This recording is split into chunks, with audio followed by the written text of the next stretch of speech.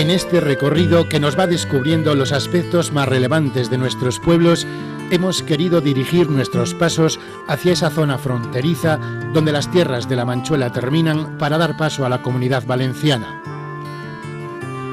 Allí, entre las cuencas del río Cabriel y del río Júcar, se encuentra Casas de Bes, destino de nuestro programa de hoy.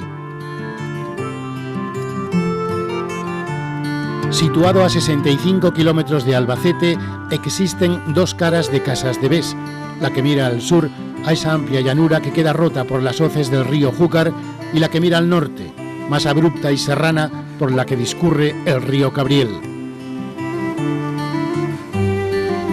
El nacimiento de Casas de Bes está estrechamente ligado a otro pueblo cercano, Villa de Bes.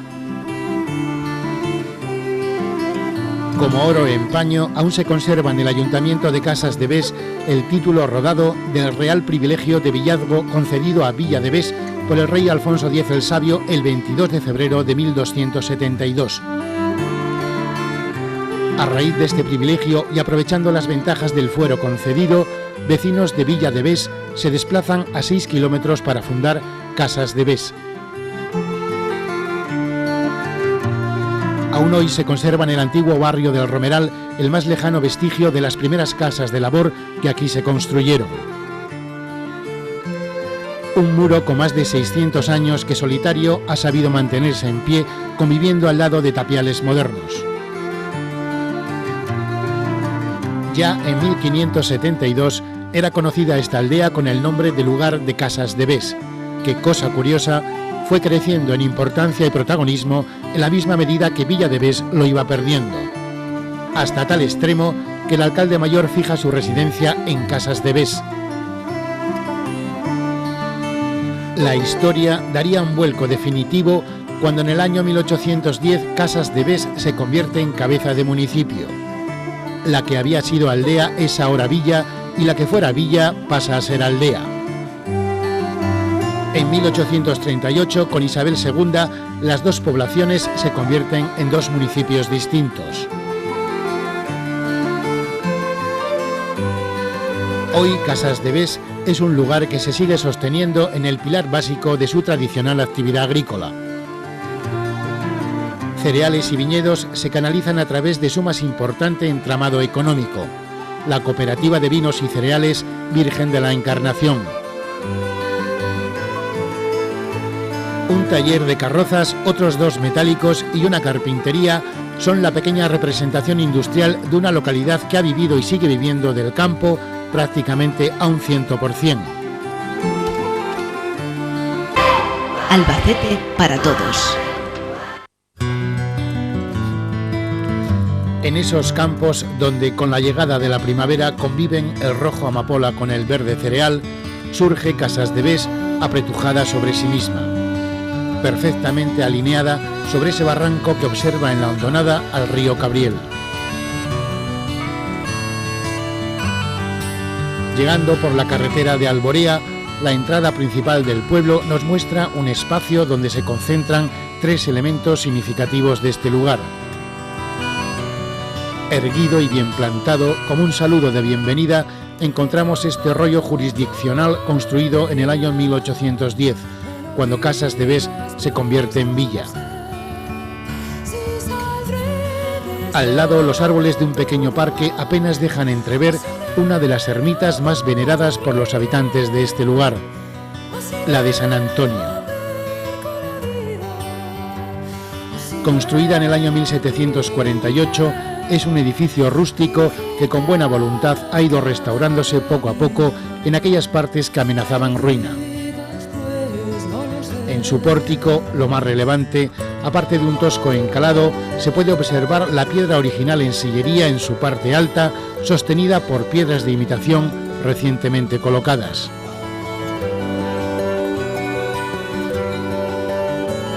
Poco más que hablar de esta ermita, que en su interior se acumula el deterioro al que el tiempo la ha ido sometiendo.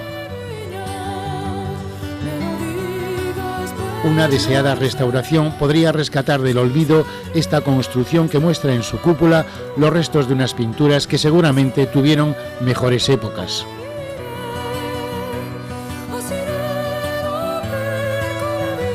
Es este parque lugar de paseo, recreo y descanso, donde niños y mayores acuden al fresco de la sombra de sus árboles.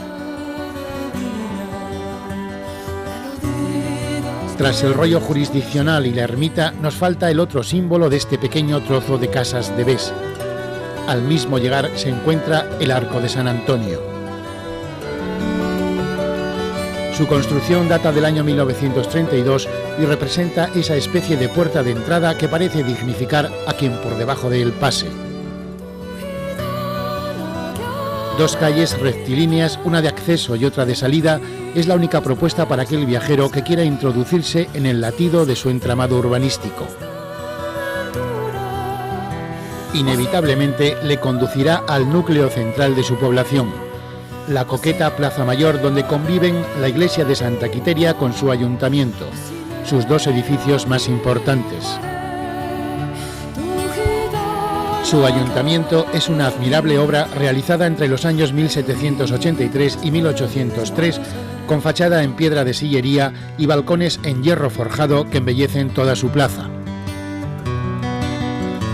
En el tiempo en el que se construyó, resultó ser el mejor de su clase en todo el partido, albergando múltiples servicios como el de cárcel, calabozo, dependencias de la Guardia Civil y municipales, escuela de niños y niñas y juzgado.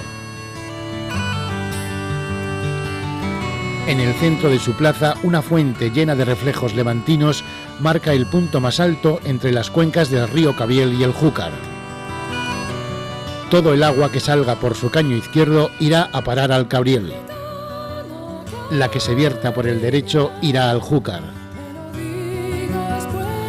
A este corazón partido entre dos ríos acuden numerosas arterias por donde cada día todo el pueblo se entrecruza. En el fenómeno inverso, la torre de la iglesia de Santa Quiteria es el punto de referencia, el faro guía, a partir del cual se van estirando las más representativas calles de esta villa. Su casco urbano muestra ese perfil rural de pequeñas casas ordenadamente dispuestas y esmeradamente cuidadas.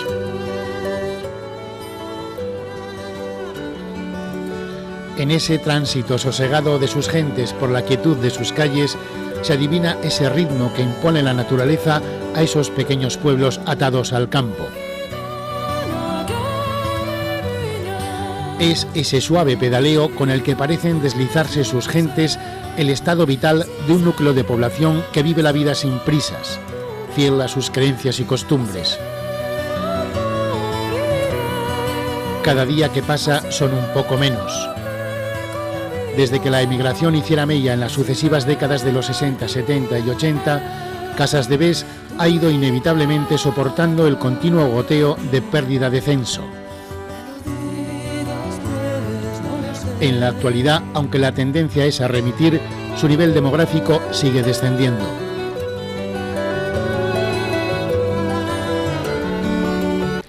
Pues actualmente el censo de Casas de Bes está sobre 1000 personas. La situación demográfica, pues como suele pasar en todos los pueblos agrícolas, va disminuyendo porque gente joven se queda poca en el pueblo y nacen poco. Más bien la gente no es que mengue en exceso la gente en el pueblo, porque mucha gente de la que emigró a Valencia pues hoy en día se viene aquí a Casas de Bes, se construye su casa y gracias a eso pues está como si dijéramos manteniendo el personal actual de Casas de Bes. De particular interés es su admirable iglesia de Santa Quiteria, de buenas proporciones, adobada de rasgos levantinos. Este edificio de estilo barroco ya existía en 1569, siendo entonces una nave de planta rectangular. En 1748 se construyó el crucero en forma de cruz latina y fue coronado por un cimborrio ochavado con cúpula peraltada.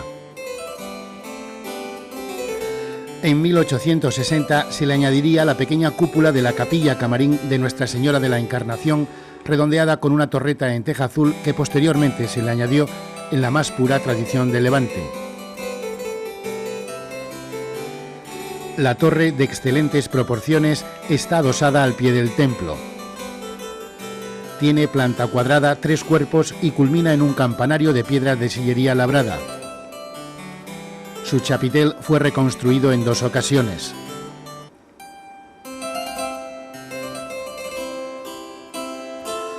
En un lateral y a los pies de la torre se encuentra su pórtico de entrada, adintelado y enmarcado por arco. Es de 2 cuerpos, el inferior con pilastras rematadas por bolas y el superior con hornacina entre volutas.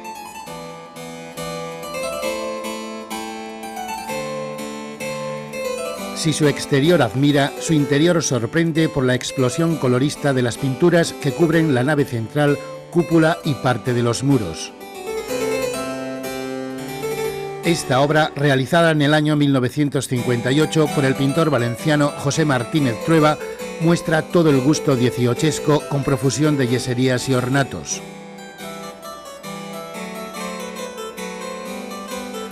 Tiene 4 capillas entre los contrafuertes de la nave, destacando la que se encuentra junto al crucero, la capilla de Nuestra Señora de la Encarnación, concluida en 1860. Muestra una singular cúpula ricamente ornamentada con motivos florales.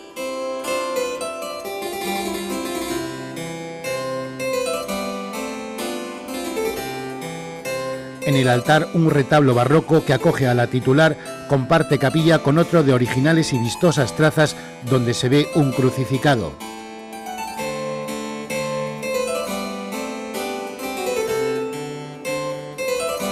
Una sinfonía de colores, policromías, dibujos y escenas extraídas de pasajes religiosos adornan un crucero donde sobresale su recargada cúpula de un marcado carácter preciosista.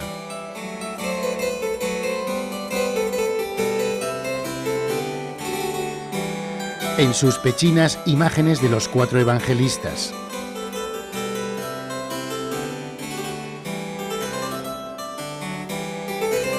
Debajo de esta, en las 2 capillas de su crucero, pueden observarse diferentes imágenes de la Dolorosa, Santa Marta o Santa Rita, junto a San José o el Cristo crucificado, que se encuentra precisamente en su retablo mayor, habitualmente presidido por Santa Quiteria, patrona de la localidad y titular de la parroquia, que hoy se encuentra sobre sus andas y a la cual se le profesa gran devoción.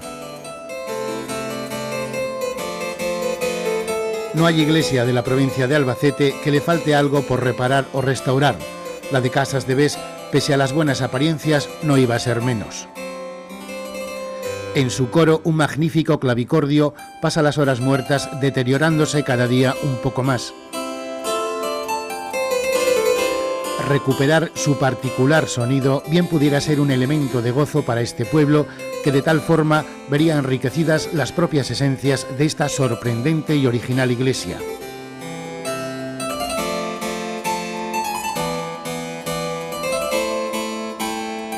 Con el espíritu bien alimentado de historia y arte, buscamos ahora otros alimentos, los que ofrece la gastronomía del lugar.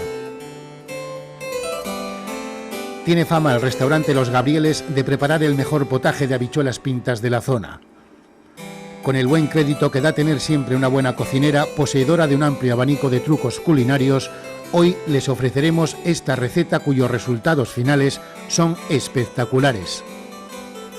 ¿Cómo se llama este plato? Este plato se llama potaje de habichuelas pintas. Muy típico de aquí, ¿no? Sí, señor. Bien, ¿y cuáles son los ingredientes que lleva? Pues en primer lugar las habichuelas, después hueso de espinazo de cerdo, patata, nabo, hoja de cardo y morcilla. Lleva también un poquitito de tocino, ¿no? Sí, tocino blanco, un poquito salado si es posible. Bien, ¿y cómo lo elabora usted? Bueno, pues el día de antes se pone las habichuelas en agua, se dejan aproximadamente unas 10-12 horas. Después se ponen a cocer con el hueso, pues hasta que las habichuelas se vean que están ya con su cocción, para echarle un sofrito que se le hace de cebolla, pimentón y bueno, el sofrito ya está, aceite de oliva, lógico, y ya el sofrito se acaba con eso. Después se le echa un poco de color, la sal y no lleva ninguna otra cosa más. Bien, y cuando estas alubias están un poco, o habichuelas están casi en su punto, es cuando añade usted la patata. La patata, se añade la patata, el nabo se pone un poquito antes, que anteriormente no lo he dicho, porque cuesta más de cocer que la patata, y se tiene aproximadamente, pues, después de todo eso, un rato como hora y media o cosas así, recociendo, porque lo importante del potaje es que después de su cocción recueza con todos sus ingredientes. Pues como yo lo tengo como una hora o cosas así, después de como haber acabado, una hora o cosas así. Al final de la elaboración del potaje le ponemos un relleno que es de pan y huevo. Entonces esto se sofríe aparte y queda como unos buñuelos de pan con el huevo, se ha concentrado, eso se pone a hervir con el potaje, y esto consigue de que el caldo sea más sólido, más espeso. Desposeída de un perfil industrial, Casas de Bes basa su economía casi exclusivamente en la agricultura y en la ganadería. La vida de Casas de Bes gira en torno a su cooperativa de vinos y cereales Nuestra Señora de la Encarnación. Tierra de cereales y viñedos no podía ser de otra manera. A través de ella se canaliza toda la producción de su término municipal y en el caso del cereal también se recoge de otros municipios.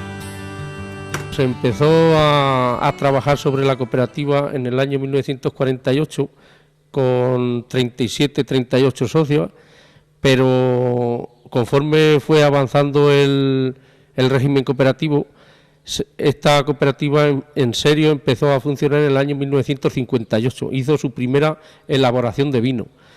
De esos 37 o 38 socios se convirtieron en 370, que es en la actualidad lo que estamos hoy llevando la cooperativa.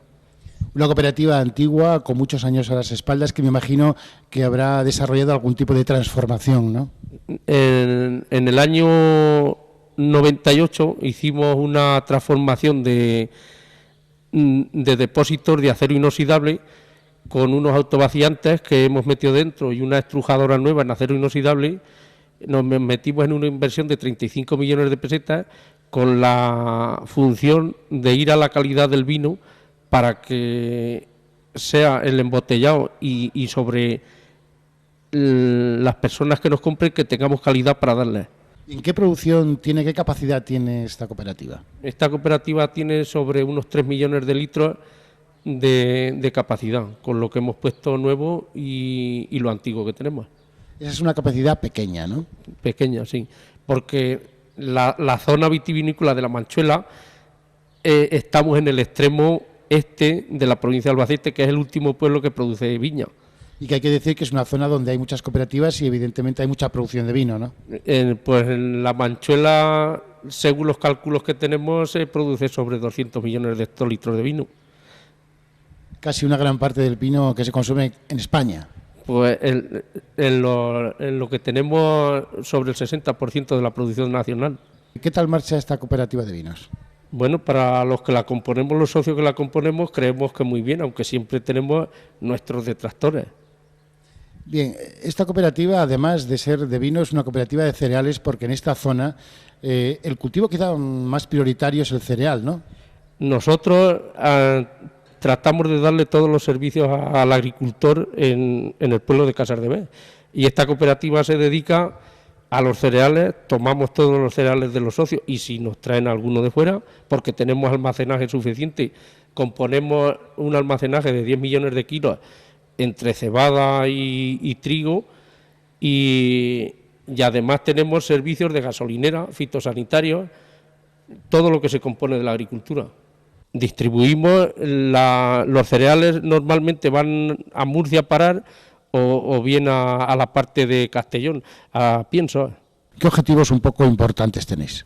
Los objetivos es seguir mejorando dentro de lo que podamos para dar una calidad al mercado que sepa dónde está Casas de Bes y que pueda venir a comprarlo. Sin embargo, no todo es agricultura en este lugar. Salida del mundo de los sueños, hay una pequeña empresa en Casas de Bes de un carácter peculiar. Se trata de un taller de carrozas. Su propietario, un artesano con 20 años de oficio aprendido en los talleres de fallas valencianos, ha encontrado en este lugar la tranquilidad necesaria para sacar adelante su romántico y alucinante proyecto.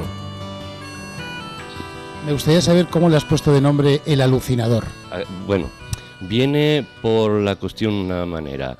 Alucinador, teníamos el taller, empecemos aquí hace cuestión de 6 años, y entonces el primer año toda la gente era venir, esto es alucinante, ¿no?, del trabajo que realizábamos. Y entonces pues le dimos el nombre de Alucinador. Te gustó y así se quedó para siempre, ¿no? Sí.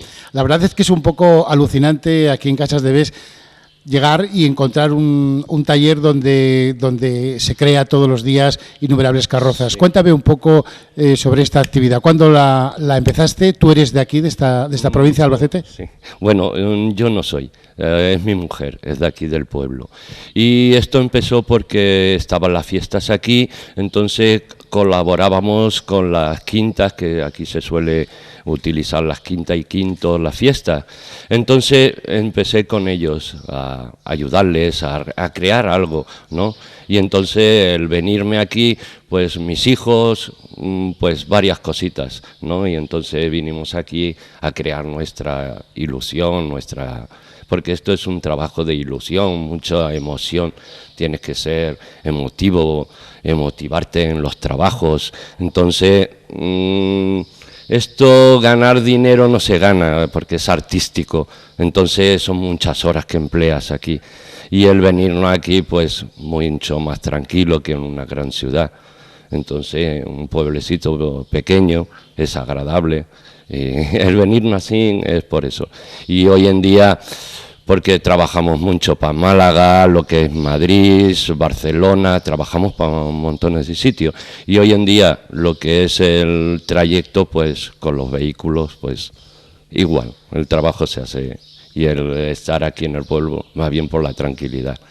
Bien, tú utilizas muchos materiales para tus carrozas, ¿no? Sí, utilización de los materiales son varios, tanto el corcho blanco que el poliespan, el cartón piedra, el poliéster, si es para trabajo para exteriores, como son cabalgatas y tal, que reciben golpes y tal, entonces utilizamos poliéster.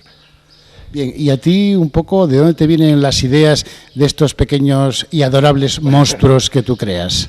Bueno, hay que ser muy infantil, ver muchos dibujos animados, gustarte mucho la ilusión de los críos, ¿no? Y ver cómo trabajan los críos, qué es lo que les gustan.